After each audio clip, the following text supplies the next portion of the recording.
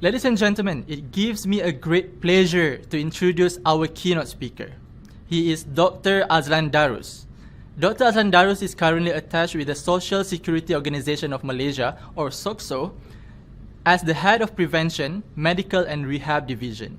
He oversees the occupational safety and health programs involving more than 6 million SOCSO contributors that might involve you and me. And he manages the medical and rehab programs for employers and employees registered with SOCSO. He is also currently the Vice Chairperson for the Technical Commission on Insurance Against Occupational Injury and Occupational Diseases of the International Social Security Association. Ladies and gentlemen, without further ado, let's welcome our keynote speaker, Dr. Azlan Darus. Thank you, Jun, for that very kind introduction. Ladies and gentlemen who are with us through this online forum, thank you again for spending your morning this morning to be listening to this forum. Thank you for the STAR for inviting me to be talking into this forum on a very interesting topic for me on employees' health in the 21st century. Now, ladies and gentlemen, throughout the past 4 months, we've been talking a lot about COVID-19. In fact, most of the activities of health and also safety in the organizations are about concerning how do we manage COVID-19 in the organization. Therefore, it's quite refreshing actually to have an event such as today where we are going to talk a little bit something which has already been discussed a lot before we had the COVID-19 pandemic, which we are going to continue to again discuss because this is not going to go away. Now, my name is Azlan. I am a specialist in occupational health. Most of the time in my profession, I talk about occupational disease, and these are diseases which are brought about by your activities at work. And this has already been discussed for a long time, ladies and gentlemen. This was in the 18th century even. We have already discussed and recognized that work can cause diseases. What sort of diseases that work is causing? Many. So in the beginning, we think about exposure to chemicals at the workplace. We thought about the exposure to dust. What happened to the lungs, for example. We thought about exposure to bacteria and other organisms at the workplace that causes disease to a person who is doing their job. And for a long time, this had been the discussion which had been of concern to medical practitioners, especially in terms of managing diseases and health and well-being of workers in the workplace. Even later on, in the 1990s, when the country moves from agriculture to industrialization, we still think a lot about diseases that can be caused by working. So, for example, we look into the diseases that is caused by, again, when we move into industrialization, we look into diseases that are caused by exposure to chemicals, for example. When we are going into agriculture, industrial, then we also look into, again, diseases that are caused by this workplace to the workers. Now, this is all very interesting, but things move. Now, just now when June introduced the forum, he spoke about you're going to have a number of experts, gurus in health and wellness, well, which I am not. But I'm going to try to show you today what we are seeing in social security about what is happening to the workers in our country. And perhaps with that, we can then share what are we doing. And of course, we also wanted to know what can you do to curb the diseases that are now affecting workers in the 21st century. Just about 10 years ago, then we started to think about the posture issue. We think about how workers or how humans have developed from being an upright position working in industry and agriculture, and then towards the end we work in a different posture working with computers and visual display units. And a lot of issue comes with back pain, a lot of issue comes with ergonomic issues, carpal tunnel syndrome and things like that. And there's a lot of discussion on this as well for the past decade on how do we help workers when we move from one type of job or a type of posture of job into a new type of posture of job. But that is not what is happening now. We are seeing a different trend of diseases that are affecting our workers in the country. We are seeing that actually our workers, not only that the work has changed, but the profile of work has also changed. Now this is what I'm showing here. This is something from a few years ago, and this was a shocking revelation by the Star on what was found in our health screening program, of which workers 40 years old and above went through a health screening, and this was what we found, that many of them are unfit while they are at the office. Many of them have got non-communicable diseases and risk factors for non-communicable diseases while they are working, and these numbers are shocking. Shocking enough that, ladies and gentlemen, in Social Security, we are looking at the same trend. Now, this graph here shows the number of people applying for invalidity or survivor's benefit due to non-communicable disease from 2009 until 2018. What does it mean? This graph here shows that the number of people who are unable to work anymore while they are still in the working age because of non-communicable diseases. The causes varies. Most of them are diseases such as stroke, heart failure, kidney diseases, and cancer. In year 2018, the number had doubled from 10,000 in 2009 to 22,000 in 2018. Twice the number of people in the country has lost their job or unable to work because of these non-communicable diseases. In 2019, we reached 24,000.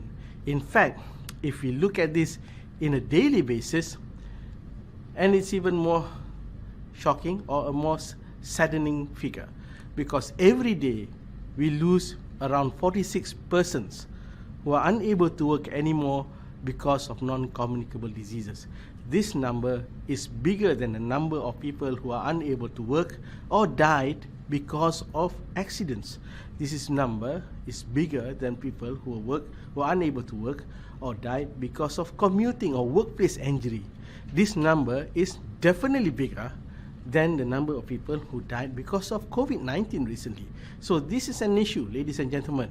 If we think that this is something that is normal for everybody, it is not, because 46 employees, Malaysian employees in the country every day are unable to continue their work or died because of non-communicable disease. But this is not surprising. This is what we found after we screened almost 600,000 workers in the country for NCDs. If you look around you, and if you're above 40, 72% of the people, of the workers that comes to work with you, are actually either overweight or obese. 1 in 4 of your colleagues who are above 40 years old has hypertension. 9% of them has got diabetes. 62% has got a high cholesterol.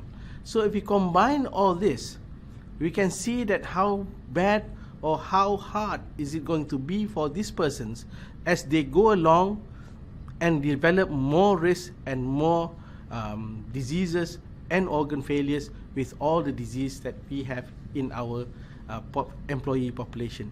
And of course, we are also shocked because almost 69% not had a health screening before to check for all these diseases, for all the diseases that I just mentioned earlier.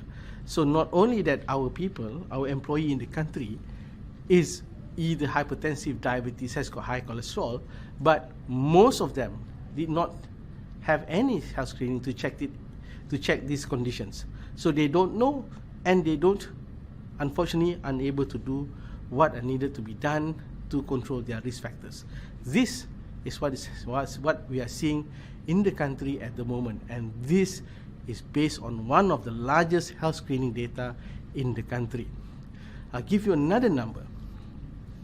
In the year 2019, ladies and gentlemen, the number of recipients of SOCSO hemodialysis assistance, so the number of recipients of SOCSO hemodialysis assistance are workers who are now in the working age, has end up with end-stage renal failure and requiring dialysis. We are now covering for almost 18,000 people, 18,000 workers in the country with end-stage renal failure. And this cost the country, or cost the Social Security Fund, about 287 million ringgit a year. Let's not look at the money, let's look at the number, the sheer number of people who, coming from the previous slide that I showed you, now end up with end-stage renal failure. And I've not spoken about other diseases, but this is a state of emergency. This is a state where we need to look into how can we improve the health of the country, and of course we need to look at how can we improve the health of the workers in the country. Because if we look into the statement or the assumption that if workers are the engine of the country, and that means our engine are not doing very well.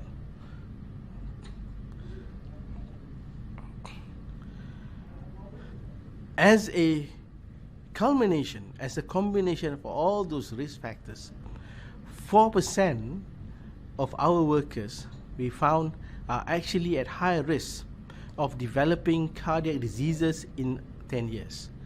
19% are at moderate risk, 76% are still at risk of cardiac disease over the next 10 years. And these are just cardiac disease. I've already shown you the hemodialysis, end-stage renal failure, and I've also shown you that the number of non-communicable diseases causing invalidity and death are actually quite high. The next slide shows the possibility or the probability of dying due to non-communicable diseases between the age of 35 to 70 years old. We need to look at this seriously because Malaysia doesn't sit very well. We are higher than Singapore, we are higher than Thailand, Japan of course, UK and US. Only Indonesia is slightly higher than us. 19.6% of all of us here are probably going to die from non-communicable disease between the age of 35 to 70 years old. And of course, this costs the country. This is definitely going to cost the country. And this is another study made in Australia, looking at the cause of NCD, non-communicable diseases, death, absenteeism and presenteeism that is due to the diseases in the employee population. And in Malaysia, it's going to increase. By 2020, they're expected to be costing us $22.5 billion. In the next 5 years, it's going to be increased for another $8 billion, becoming $30.4 billion. And if there's nothing to be done, it's just going to increase by year. And in terms of the share of the GDP, at the moment, it is estimated Malaysia, we are spending about 4.9% of our GDP lost from non-communicable diseases, death, absenteeism and presenteeism. So we are actually quite high, and we are spending money, or money are being wasted because of these diseases. So it comes to the question whether our work environment, because of all this, are we creating a work environment that is promoting well-being or promoting ill-being? Is the workplace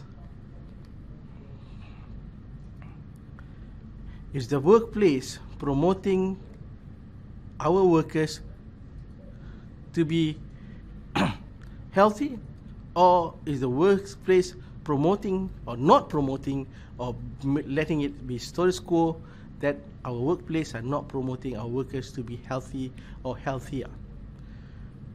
We wanted to promote this, and we wanted to say, look, ladies and gentlemen, in the 21st century, in the year 2000 and above, now we are already 2020, workplaces should be also a place that promotes well-being to the workers.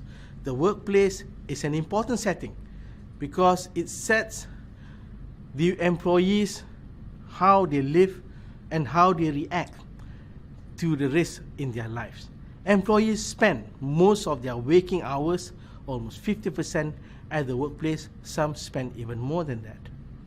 Employees has got their friends and their colleagues, which are support system, social support system, readily available at the workplace. We discuss a lot of things with our colleagues. We discuss the Premier League. We discuss the movies. We discuss our social life. We discuss our family. And why not? The workplace is the best place for us to support each other into becoming healthier. And of course, if workplaces are healthy, then employees gain encouragement and motivation from the management of their organizations. And this is actually coming from our experience with workplace health promotion initiatives, where most workplaces that has got a good health promotion activities are actually started from the management of their organizations. And of course, as employers, you will gain, because a healthy workforce will increase productivity, have better morale, reduce costs of medical, reduce costs of absenteeism, etc., etc. So the workplace is the most ideal time, is most ideal setting at the moment in the 21st century to promote healthy lifestyle among its employees. And of course, because if workplace is unhealthy, and this one is another business case, and we actually can see there are 2 or 3 times more, for example, mental health problem, there are 3 times more back pain, higher risk of heart problems, substance abuse, injuries, and even conflicts. So workplace health program is required. Workplace health program is the way that you want to go. You want to look into employees' work. You want to look at the employees' life and wellness at the moment. And then we thought, okay, we have been discussing this for a long time. We need to have something that will encourage more effort, that will encourage more programs into the workplace health promotion, into getting employees to be more healthier and better well-being. So in the country and also in around the world, we had introduced Vision Zero campaign for safety, health and well-being of employees as some sort of catalyst so that we can get this program going. And this is actually something that we have introduced. The International Social Security Association as well as the ILO had introduced this since 2017. In Malaysia, we launched this in 2019, just last year, in July, and we have now, Malaysia have joined the global initiative towards promoting safety, towards promoting health, and also well-being of the employees in the country. There are many challenges that we see are happening at the moment with the workforce in the country. Our workers are aging, and this is also, well, not as old as this at the moment, but our aging workforce are at risk. As I've shown you earlier, the statistics on the health status of employees in the country that I've shown are all for workers above the age of 40 years old, and as time goes by, this same group of workers are going to be still with us, working with all those risk factors. We are having issues with, we are having challenges with globalization. Many more workers are coming in, and there are many more industries are opening up all over the world. There's new health risks, of course. We talk about NCDs, but then again, we also been hampered with the pandemic recently. So these are global challenges. There are new ways that we need to think about. And of course, there's also digital economy, and people has already mentioned there are there's a lot more activities done under the digital platform that increases sedentary lifestyle, that increases the stress, that increases the burnout level as well. So these are challenges for workers' health that we needed to look into, and therefore we looked into a strategy to go, how do we tackle this? And one of it is we look into the Vision Zero philosophy, where we wanted to change the generation, where we wanted workplaces to adopt measures so that we can change the new generation of workers, so that we do not accept any accident, we do not accept any harm, or we do not accept diseases when it occurs because of the workplaces. We wanted to change that. Look, coming to work and being unhealthy is not something that is acceptable. I'm showing you this slide because the Shuttle Challenger, the Challenger Shuttle disaster was attributed to the O-rings of the rocket booster. They found it to be defective many times, but was considered as a risk that is acceptable, and it ends up with the explosion in the sky. It is the same thing. We should not accept that we go to work, the work will cause us to become unhealthy. We should not accept that we come to work, we can be mentally tired, we can be burnt out because of work. We should not accept that when we come to work, we are exposed to the dangers to our safety. So with that initiation for the program of Vision Zero, we shall be able to look into how to gain the safety, health, and well-being at the workers, starting at the workplace. Ladies and gentlemen, these numbers are a bit old. Even now, at the moment, there are already more than 280 companies in Malaysia which are already members of the Vision Zero initiative. In the whole world, we have already reached almost 7,000 members,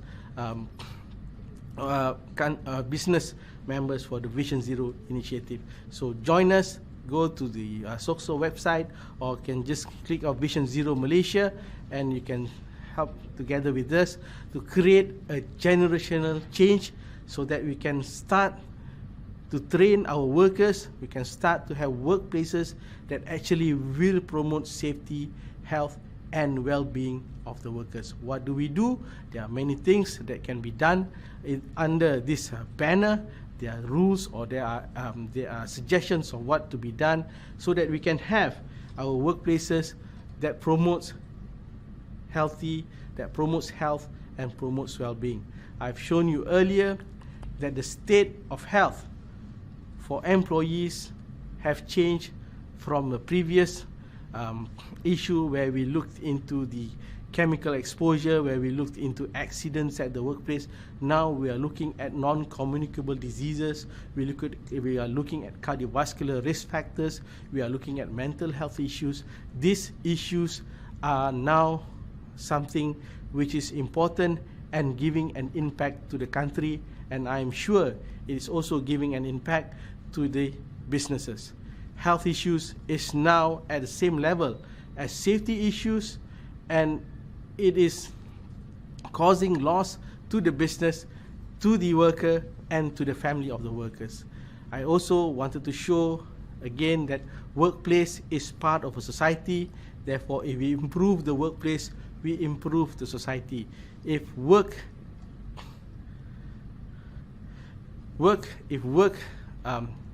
is the cause of disease, then work can also improve this health conditions of people of the society. So we must take action now.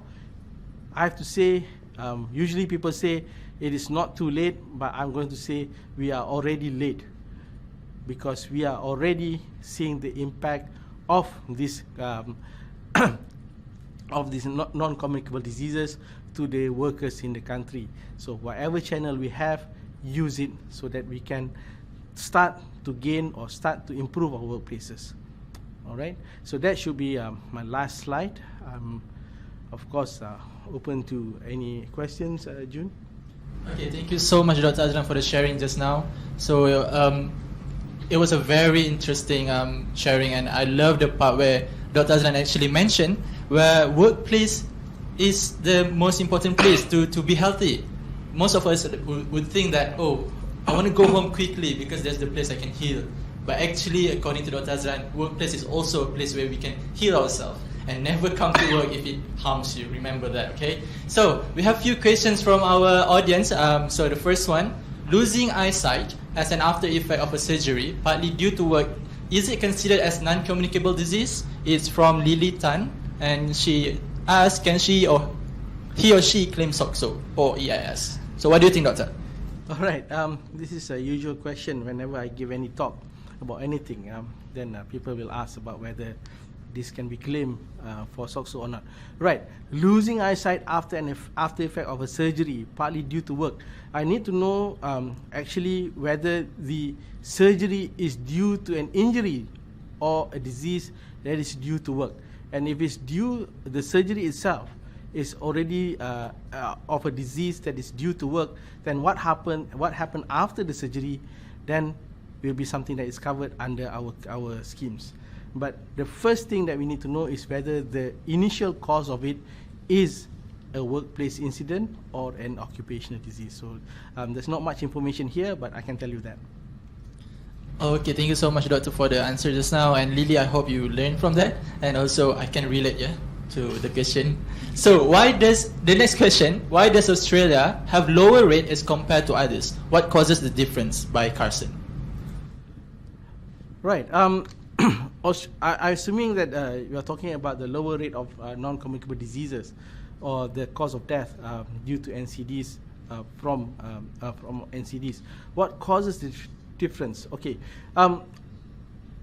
there are many changes in different society that we see, or differences in the society that we see that causes the different rates of cardiovascular risk factors. For example, in Malaysia, I can tell you that we probably has accelerated our economy fast enough that our population are getting used to the new found of wealth over the last two decades, for example. Therefore, we are eating more, we are exercising less, we have more money or more better finance to get a better life, but not at the same time improves in our physical activities, and not at the same time improves in our management of health. I think Australia is a little bit further in terms of managing the finance or their lives, their physical activities, and also their ability to buy things, new things, and to get better activities. So I think with that, that's why Australia and actually a few other developed countries is a little bit more advanced compared to that in that aspect. But also, we must also remember that when I said we need a generational change, is that we are also seeing our young ones who are now taking better care of their health compared to the middle ages. So I think we are getting there, but we need to enforce more knowledge. We need to give them more empowerment to say, look, you take care of your health, and also you take care of your life and finance activities. So yeah. Yeah, thank you, Dr. Azlan. So yeah, I like the point where he actually mentioned it start with us, the generational change. So we actually have more questions. Keep it coming. So the next question is from William. He asks, while I agree with promoting good healthy tips in a working environment, do you think people will share their health with the company? What do you think, doctor? Okay, what I wanted to mention, I think, and people actually, they don't share their health with the company, but they share their health with the colleagues in the company. That is very important. Like I said earlier, and June also mentioned it very well, that we spend most of our times actually at the workplace. We spend most of our communications at the workplace. We share a lot. We share a lot of things at the workplace with our colleagues, and that is most important. Therefore, when we have a workplace that promotes healthy lifestyle, when we have a workplace management and also programs that promotes how to live healthily, then the workplace becomes an ideal place for people to work or to practice healthy lifestyle. I give you a very simple example. Whenever we go to the cafe with our colleagues at lunchtime, and if you put a plate full of rice and all the dishes for your lunch, if we are used to talk about health, your friend might just simply say, and without even touching on anything sensitive, he's just going to say, hey, look, that's probably a bit too much, guy. See, these are the things that promotes our healthy lifestyle, because we are used, and if you are used to talk about health and good tips at the workplace, then actually we, among our colleagues, even with our managers, supervisors, we can give that small tips on healthcare while at the workplace. I give you another one. If somebody has not joined their office colleagues on a badminton game in the afternoon or futsal game in the afternoon, people can just simply, hey, come, let's join. You have not joined for a long time. So these are things that are promoting healthy lifestyle at the workplace that we need to promote more. Therefore, the workplaces, the management, if we can push, give nudges so that we can get all this happening, then it's much better. And we can have a company that promotes healthy lifestyle. Supervisors can come along and say, hey, look, you've been on the computer for so long, just get up and stretch. You know, of course, there are many companies with automated systems nowadays, but imagine if the supervisor come along and say, hey, get up and stretch. See? So these are the things that we wanted people or companies to be promoting at the workplace, because workplace is the best place to do this. Okay, so if you are in your workplace now, don't forget to stretch, right? Like what Dr. Azlan mentioned just now. So we still have a lot of questions. Thank you so much for the question, and we're going to take two due to time constraints. So the next question is from Melinda. If a person is diagnosed with cancer, can the worker who is after age of 60, the retirement age, claim from PERKESO? If yes, how can this be done? Okay, this is an operations question. If a person is diagnosed with cancer, first of all, diagnosis of cancer alone does not give you compensation. We need to look at whether the cancer causes an invalidity or what are the sequelae of the cancer. That's number one. Number two, the cancer has to be diagnosed before the age of 60 years old before the claim can be made. The claim can be made after 60, but the cancer must be diagnosed before the age of 60 years old. If the cancer was diagnosed after 60, then the eligibility criteria has already lapsed. Alright, I hope that answers Melinda. And this is our last question. Okay. From RJ. Okay. She's asking, when we were in school, we were often encouraged to excel in academics and extracurricular activities. This practice should continue in workplace as well. Your comment on this, Doctor? I think, yeah, that's fantastic.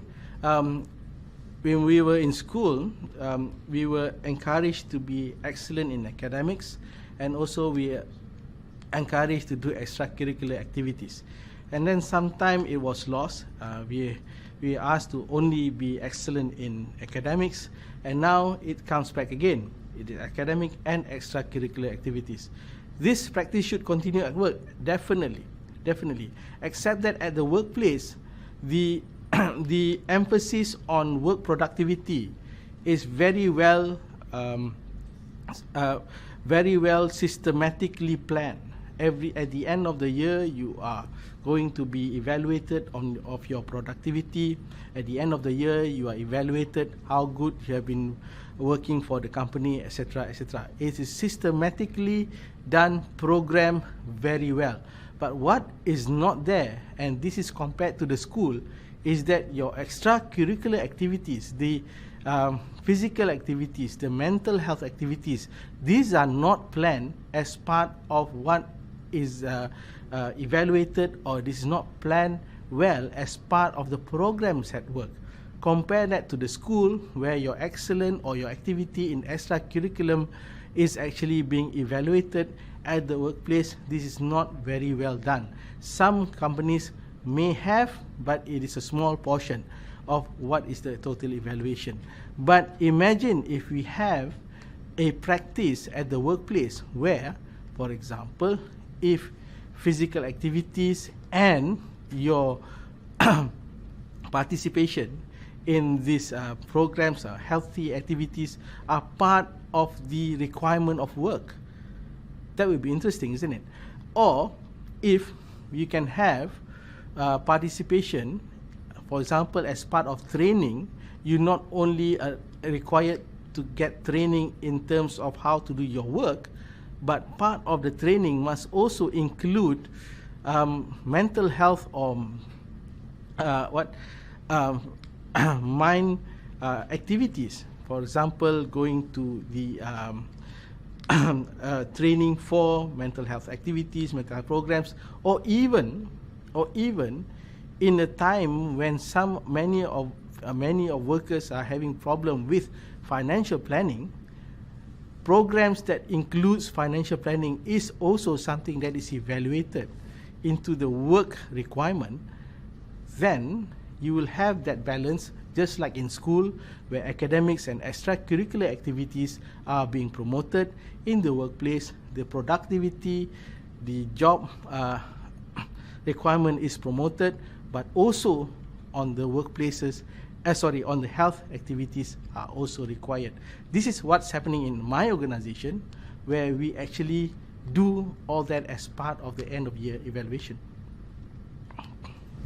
Okay, I know I mentioned just now this is the last question, but we have one more question from the audience. So it's from Lo. As the pace is getting faster with wide connectivity and highly competitive market, how can we control the endless demand of urgent response from employers even after office hours? This adds to work stress. All right. To you. Yeah, this is something that is really coming through with the with the technology that we have now, and we not only. I can still remember last time when we have only emails, that people are having to answer emails after work, and then we introduced that emails should only be answered the next morning if they come after work. And then now we have social media, so job instruction or response not only come from email, but also comes in your WhatsApp and in your Telegram and whatnot. So this is a new challenge. This is a new challenge for workplaces, for employees in the 21st century. So how do we manage this? How can we control this? It again, if we tackle this as a workplace issue, then the management and the workers, when you have the workplace safety and health issues being discussed, need to look at this as an organization. So it may be one-to-one personal intervention might work, but as a whole, the organization must understand or must put into rules of the organization how do you manage this risk, how do you manage the engagement of work when people need to distress themselves after work. So it's not going to work on a personal level. I don't think it's going to work very well, but it has to be taken into a management issue that if it's happening too much in a certain workplaces. All right, thank you so much, Doctor, for the Q&A session just now. And yeah, the main key takeaway of it is like it's not on the personal level. The employers always have to check on their employees to check on their health and even asking them if they're okay or not. So, Doctor, I think we have reached at our end of the session. Do you have any final words for the audience today? Right. Thank you again, the star. Thank you, everyone. I hope everybody will take care of themselves. COVID-19 is at the tail end, but we are still having to be vigilant at all times so that we continue to be healthy for us, ourselves, and our families. Thank you. All right. Thank you so much, Dr. Azlan, for the sharing just now. So, guys, stay tuned. We're gonna be right back with our next session. See you.